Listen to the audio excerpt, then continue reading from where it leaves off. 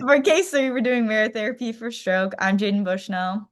I'm Isabel Dahmer, and we're going to go ahead and get started. So, some main problems to address. Our client Patty is a 45-year-old female who has suffered a stroke. What is a stroke?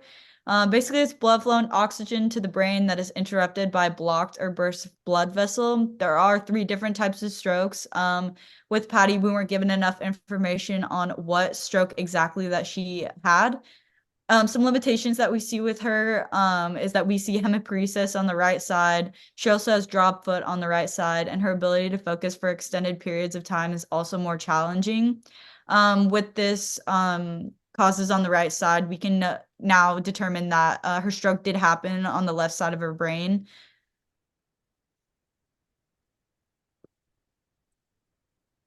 So priorities that we have is we want to improve balance, reduce fall risk, and improve her cognitive function. This is a common theme for people who have endured a stroke.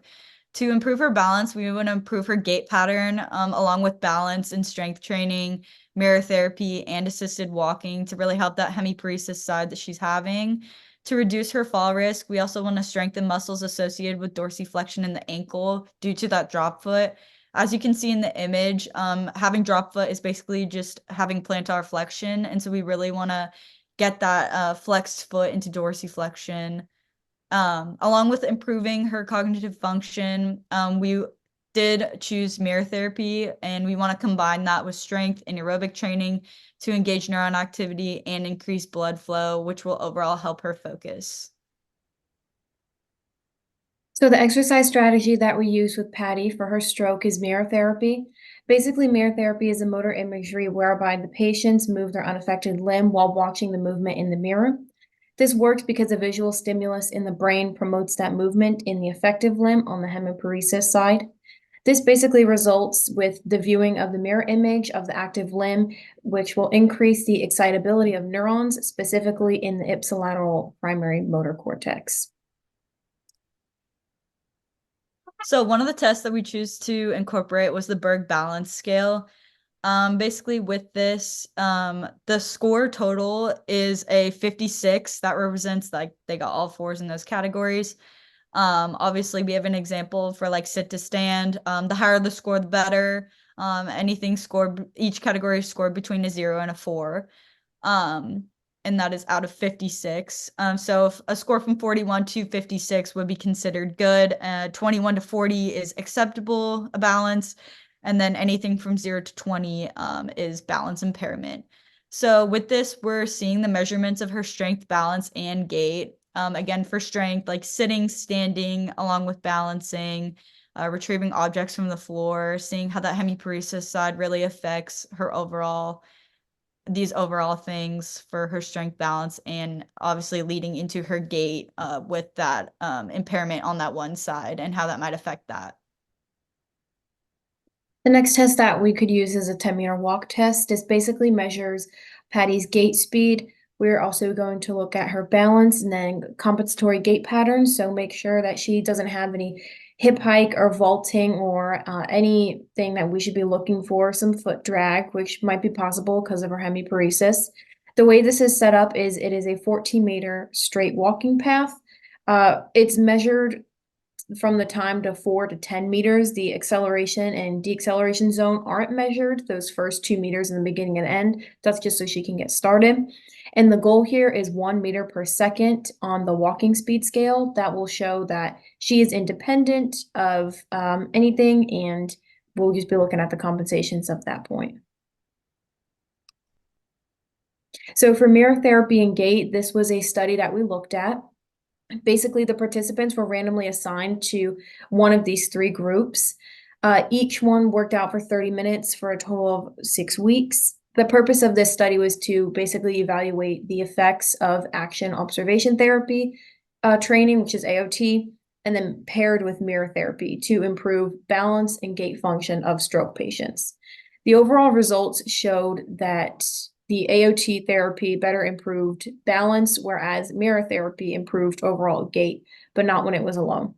So for the OBI, the overall balance index, this actually decreased in the mirror therapy group, but increased in the AOT group.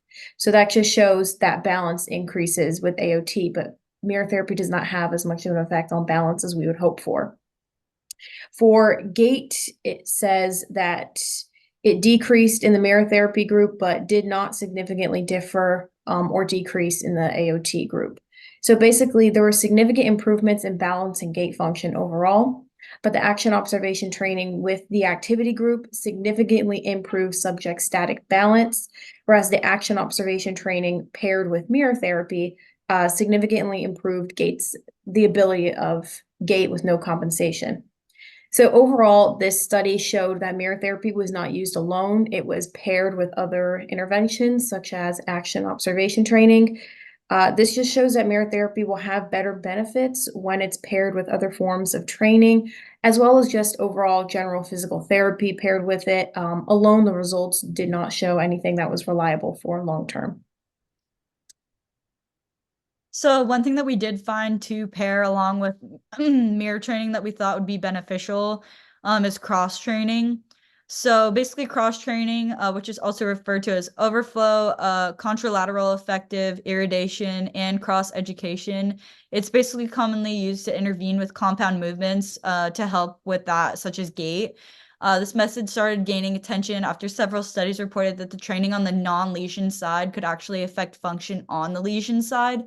The cross training refers to the possibility of promoting the muscle activity on the paralyzed side by applying resistance exercise to stronger parts of the body.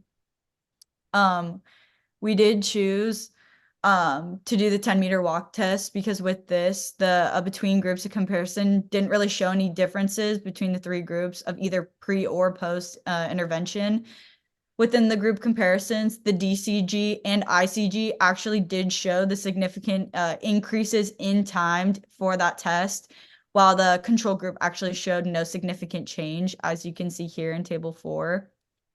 All groups underwent neurological physiotherapy as well for 30 minutes twice daily, 5 days a week for 4 weeks. While the 2 intervention groups actually underwent 30 minutes of cross training instead of the general neurological physiotherapy once daily for 3 days a week for 4 weeks. And the cross training was targeted to lower extremities on the effective and the ineffective side in the DCG and ICG, respectively.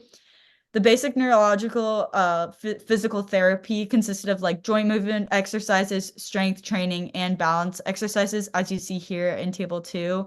They started with joint movement exercises along with strength training of like isotonic and isometric resistance of the hip, knee, and ankle, followed by 10 minutes of balance exercises with like weight shifting exercise with eyes closed for the vestibular system, and also gathered feet, standing position, which then moved on to 30 minutes of the cross training of direct and indirect. So for the 10 seconds, they did the effective leg, 5 sets of 4 to 5 repetitions of the prone, supine, sitting, and standing positions, and then they had a minute break after each set.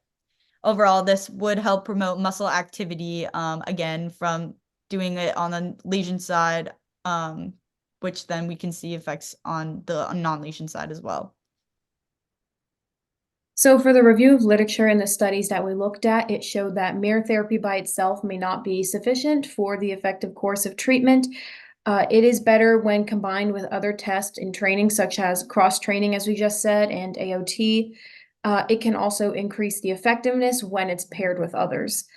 And for the last part, long-term follow-ups, there was no research and results showing that mirror therapy had long-term effects. It was more just that short-term fix, but for the future, there were no follow-ups, and that is a significant disadvantage, and that does call for more research and long-term benefits.